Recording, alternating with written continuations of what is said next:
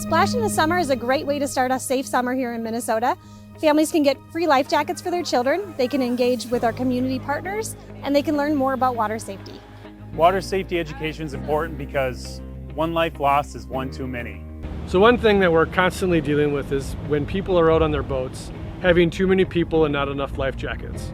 Please join us for Splash into Summer at East River Flats Park, Located near the University of Minnesota. From 11 to 2. We're going to have over 30 different partners here at this event. Our community partners will be here with opportunities to sign up for swim lessons, participate in interactive activities. Dive team demos and also canine demos. Abbey's Hope is excited to bring 500 life jackets to this event. We'll be weighing children, getting them properly fitted, and sending them off to have a wonderful summer. Join us May 20th for the second annual Splash into Summer. Splash into Summer.